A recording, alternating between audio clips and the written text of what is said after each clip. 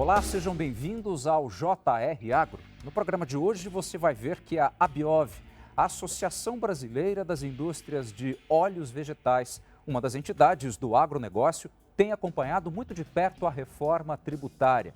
O desconto de 60% na alíquota do agro foi muito bem recebido pelo setor, mas existem outros assuntos que ainda precisam ser debatidos. E é por isso que nós conversamos hoje com Dalton Miranda, que é diretor de negócios jurídicos e de tributação da Abiov. Dalton, seja muito bem-vindo ao nosso programa. Olá, Fábio. Obrigado pelo convite. É um prazer a Abiov estar podendo conversar um pouquinho sobre esse assunto tão complexo que é a reforma tributária e o impacto para o setor do agronegócio. O prazer é todo nosso, pode ter certeza. E antes da nossa conversa, vale lembrar que toda sexta-feira, a partir das 7h30 da noite, nas plataformas digitais da Record TV, tem um episódio novo do JR Agro. Tem ainda a versão podcast no aplicativo da sua preferência. Dalton, vamos começar falando dessa alíquota de 60% aí, desse desconto. Isso, de fato, só pelo desconto já podemos entender que é um benefício e tanto. Mas como é que isso funciona hoje, hein? Fábio, de fato, foi muito bem recebida a aprovação no texto dessa redução em 60% para o agronegócio, como para outros setores também, como serviço de saúde. Acontece que a gente ainda tem que fazer um exercício de futurologia, porque esse 60% a gente não tem ideia de qual vai ser o percentual da alíquota cheia, né? Alguns dizem que será algo entre 26% e 30%. Mas, independente disso, realmente foi uma boa notícia, né? E a gente espera que essa aplicação dessa alíquota nesse percentual reduzido impacte ainda mais de forma favorável o agronegócio.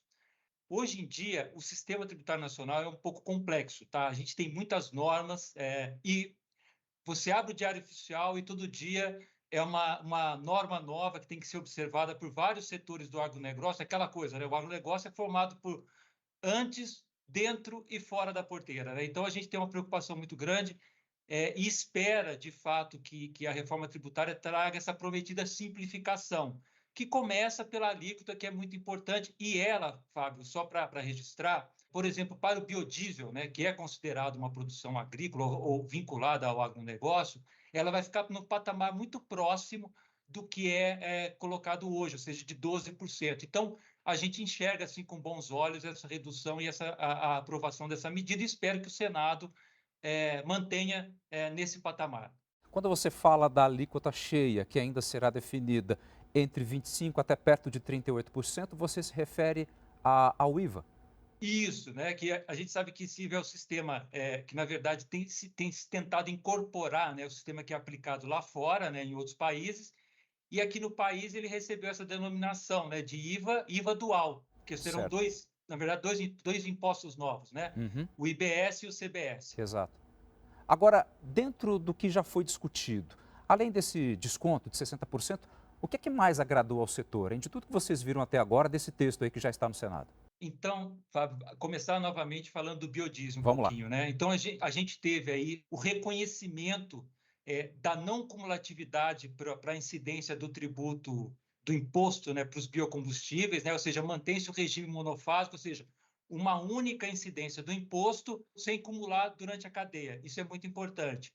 Um regime fiscal mais benéfico para o biodiesel, que o que acontecia na redação anterior, que foi recentemente alterado o artigo 225 da Constituição Federal, falava de biocombustíveis destinados ao consumidor final. Então, ele só atendia ao etanol.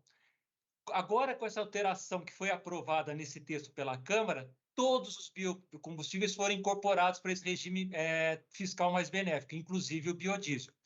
Nós temos também a questão dos produtores rurais e integrados, né, que tem um faturamento anual de 3 milhões e 600. Nesse particular, Fábio, vale registrar que a legislação que obriga os produtores rurais a ter o seu livro digital contábil, ele fala num faturamento anual de 4 milhões e 600. Então, nós acreditamos que possivelmente no Senado haverá uma tentativa de se trabalhar para que esse patamar seja igual ao que já é exigido pela Receita Federal, que faria bastante sentido, né? E essa faixa de 3 milhões e 600 que foi aprovada é a dos produtores que podem ou não ser optantes desse novo Correto. tributo, tá? Nós temos também questão que era muito preocupante do imposto seletivo, né?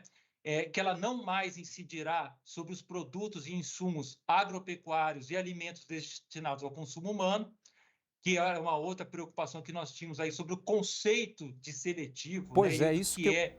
isso que eu Sim, por gostaria, favor.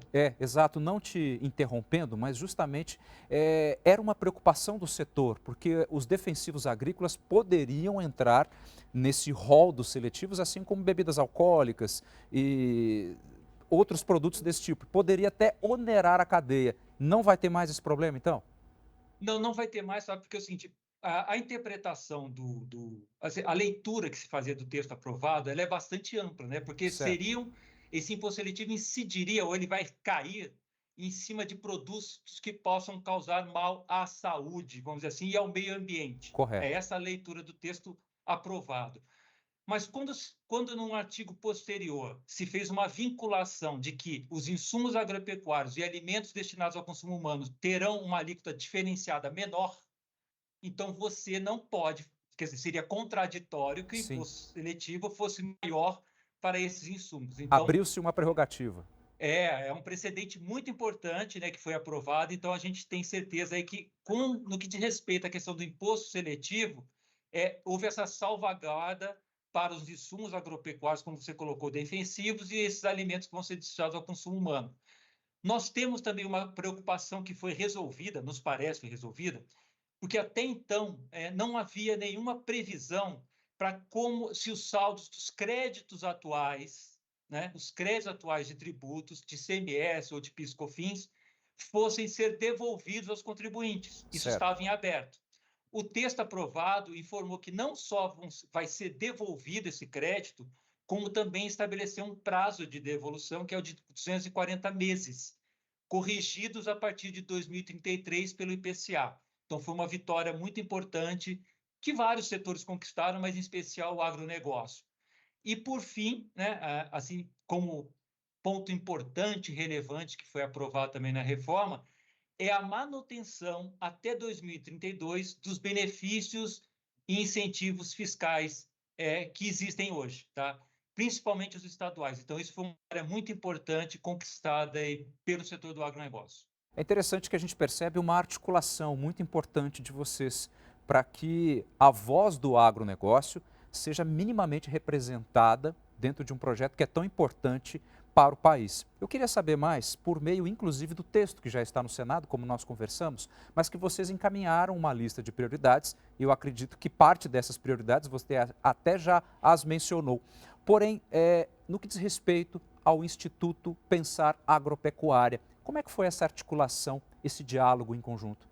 Olha, Fábio, essa é uma pergunta muito interessante, porque todos sabem que o agronegócio é bem grande, como eu já disse anteriormente, né? Sim, E ele tem várias etapas, várias cadeias dentro do agronegócio, né? E ele é bastante complexo. Por incrível que pareça, houve um consenso ou um entendimento que era uma demanda comum a todos trabalhar esse tema. Então, de forma bastante democrática, todas as entidades que integram o Instituto Pensar Agro, ou IPA, eles apresentaram suas demandas para um grupo de trabalho que foi coordenado pela CNA e por uma consultoria interna tributária do IPA. Essas demandas foram discutidas à exaustão, tá? À exaustão mesmo. E quando se chegou ao consenso, ou aqueles pontos que seriam de comum interesse para todos o agronegócio, houve o encaminhamento desses pleitos, tá, num documento para a Frente Parlamentar do Agro. E aí, após diversas reuniões e explicações técnicas, né, sejam de ordem legislativa, seja de ordem constitucional e tributária, nós conseguimos, e parece que sim, conseguimos, fazer com que parte das demandas que nós havíamos construído, né, desse texto dentro do IPA foram atendidas pelo Congresso Nacional no que diz respeito à votação pela Câmara dos Deputados. nós falamos então daquilo que vocês conseguiram em termos de pauta de reivindicações. Agora, qual seria ou quais seriam os aspectos que ainda trazem dúvidas e até uma certa apreensão ao agronegócio? Bom, Fábio, como eu disse a você, a questão daquele patamar que foi estabelecido do produtor rural que poderá ser optante, né, de ser contribuinte ou não dos tributos, né, que são criados, IBS e CBS. que é tentar estabelecer um patamar maior, né? Ou seja, aquele que tem o faturamento anual de 4.800.000, alinhado, inclusive, com o que a Receita Federal determina.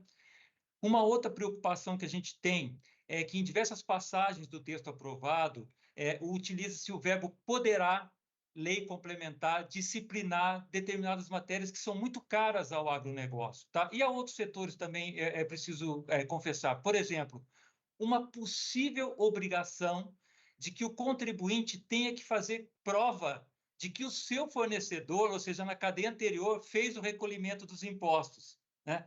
Ou seja, se pretende aqui que o contribuinte faça o papel de fiscal, né, da Receita, o que é, assim, totalmente impraticável e incabível até no nosso entendimento. Uma outra preocupação também que existe, e aqui, mais particularmente falando do nosso setor aqui da Abiov, que é da soja, Sim. é no que diz respeito a um possível acúmulo de créditos no valores que possam alcançar casas de bilhões de reais. Por quê? Nós temos um tratamento de negócio muito próprio, né? Preço fixado em Chicago, aí você faz a compra em janeiro do produtor, mas só vai receber esse produto em maio e fazer a exportação, talvez, em junho e julho. Ou seja, você teria aí um prazo de 6 meses sem o reconhecimento desse crédito e sem a possibilidade de ser ressarcido nesse período. Mais grave ainda, após esses 6 meses entre a compra lá atrás, né, a entrega do produto e a efetiva exportação, nós teríamos ainda que aguardar mais 60 dias, que é possivelmente o prazo que vai ser dado para análise e devolução dos créditos de IBS e CBS. Correto. Então, eu acredito que esses 3 pontos são bastante relevantes, que diz respeito ao nosso setor, de impacto que ainda precisa de uma solução na reforma tributária. Dalton, vamos falar um pouquinho mais especificamente então sobre a Abiov, que já foi fundada há bastante tempo. Eu fico imaginando como é que não deve ter sido lá no começo, com aquele agronegócio e esse agronegócio que nós temos hoje, que vem crescendo aí exponencialmente. Vocês também devem ter evoluído muito, hein? Bastante, Fábio. Desde a nossa fundação em 81, né, início dos anos 80, a Abiov vem num crescimento, como você colocou, exponencial, acompanhando, inclusive, o crescimento da soja. Olha. Né? Então, nós estamos andando aí par e passo com o produto que mais nos interessa. Né? A Abiov hoje representa as empresas produtoras de farelo, né, óleo, vegetais e biodiesel, sim, exportadores também, que são as trades, né, as conhecidas como trades, né? Que, aliás, Fábio, aqui é bom fazer um destaque muito interessante, até por em razão de algumas afirmações que têm sido feitas sobre tradings, preocupação com trades, mas as trades aqui no Brasil também são esmagadoras, tá? Elas não são única e exclusivamente criadas ou têm por objeto a exportação de grãos in natura. Não, elas esmagam soja para produzir, como eu disse a você, farelo, óleos vegetais e o próprio biodiesel, óleo destinado para o biodiesel. E a função da Abiov, na verdade, é agregar as demandas dessas empresas e cooperar na execução das políticas para o setor, tá? Desse setor específico aqui das agroindústrias e trades. Ela promove programas de sustentabilidade, gera estatísticas que são utilizadas em estudos setoriais, e mais do que isso, nós temos um estatuto muito bem estruturado e um código de ética que deve ser observado não só pela Abiov, né, pelos colaboradores da Abiov, mas também pelas próprias empresas associadas, porque, como você sabe, como são grandes empresas, elas têm lá suas regras próprias de compliance, né? Sim. E precisam estar relacionadas a um código de ética Abiov. E dentro da Abiov, em razão desse crescimento exponencial que você colocou, nós nos sentimos, assim, demandados a criar várias comissões para tratar de assuntos do agronegócio. Nós temos hoje as comissões de biodiesel, classificação da soja, que é um tema muito importante, a respeito à questão da umidade, por exemplo, do produto. Certo. Nós temos uma comissão de comunicação para os assuntos que impactam aí o setor, principalmente quando se fala, e aqui vale frisar, de desmatamento que supostamente são provocados ou com um respaldo das empresas que atuam que são associadas à Abiov. Então, a gente tem uma empresa de comunicação para colocar as verdades ou as notícias verdadeiras sobre esse tema. Nós temos uma comissão de infraestrutura, né, que trata dos modais de transporte, que é muito importante também para o setor. Nós temos as comissões jurídico e tributação apartadas, né? São tratados os temas de forma independente. Nós temos a questão que cuida da relação comercial, que nós chamamos de comissão de originação. Nós temos uma comissão para a qualidade do óleo, seja para o óleo comestível, né, destinado ao consumo humano, seja o óleo destinado ao biodiesel, que sofre ataques também recorrentes aí por parte alguns setores da sociedade. Temos uma comissão de relações governamentais, de logísticas reversa, que é muito importante a questão de como se fazer o descarte dos resíduos, né? Sim. Tanto as embalagens PET como o próprio óleo que é usado. E temos uma comissão, acredito eu que essa seja hoje aí, que é a grande demanda, né, de todo o Uhum. setor do agro, que é de sustentabilidade, Correto.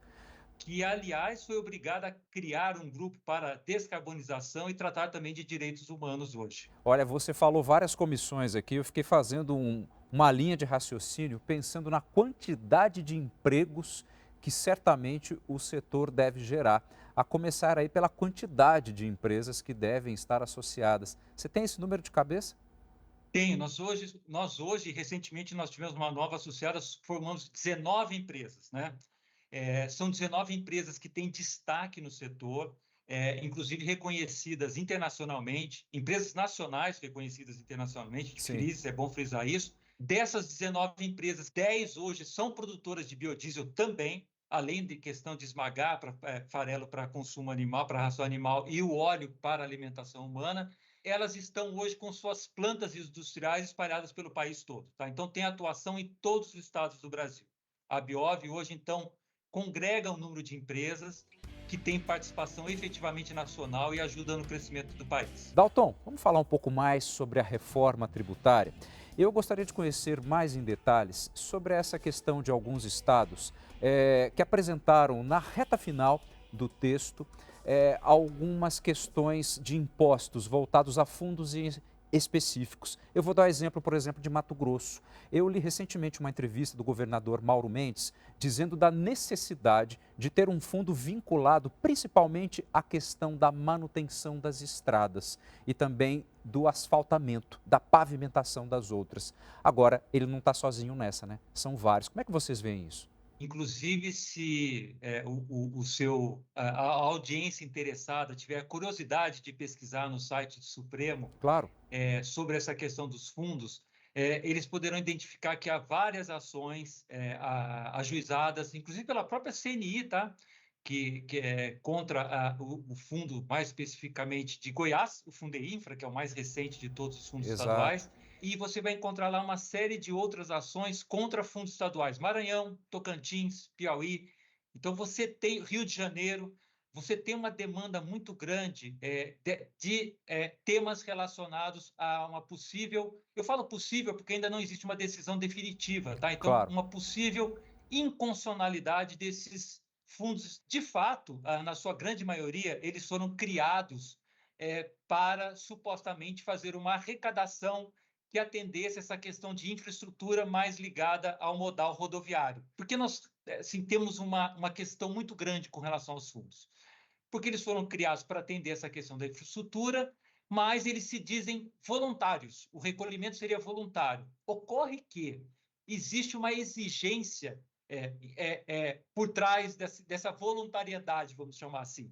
E onde está essa exigência escondida ou camuflada? É pelo seguinte: para eu ter empresa dos programas de incentivo estaduais, eu obrigatoriamente tenho que recolher o fundo. Ou Correto. seja, não há uma voluntariedade, há uma condicionante. Então, acho que o termo correto é: o fundo é condicionante. E nós gostaríamos muito que os governos que criaram esse fundo assumissem essa questão, que é uma condicionante, sim. Esse já é um primeiro vício que nós identificamos.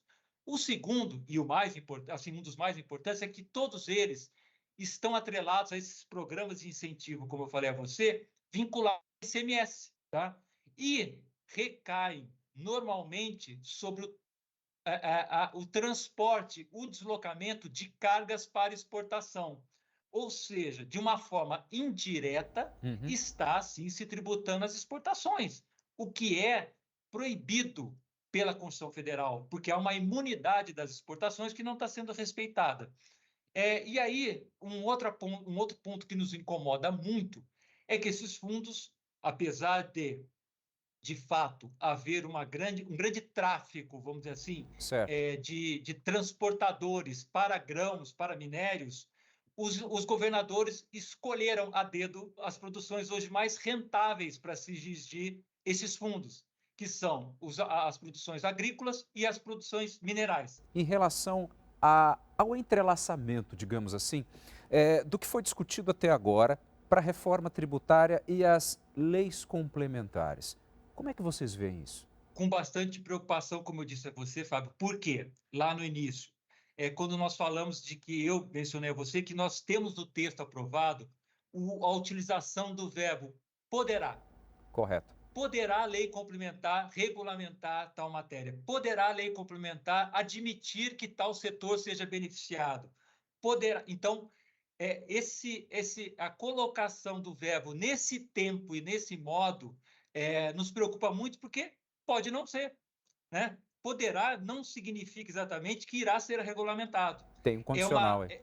Exato, há uma possibilidade para que o legislador que for construir ou elaborar essa lei complementar atenda ou não aquele comando da Constituição do texto da emenda constitucional que vai ser aprovada, né? Se mantido o verbo poderá. Então, em diversas passagens de pontos que nos foram benéficos para o setor do agronegócio, a gente tem essa possibilidade de que tal coisa poderá ser feita em favor de, mas não uma certeza, porque o ideal seria lei complementar regulamentará, Correto. disporá, e aí sim, com essa segurança jurídica no texto, nós teríamos condições de dizer que a lei complementar seria efetivamente boa, porque ela Correto. iria, de fato, atender aos setores que foram aí privilegiados, mas no sentido de privilegiados porque são essenciais para o crescimento do país hoje. Dalton, para a gente já ir encerrando o nosso programa, como é que vocês veem, então,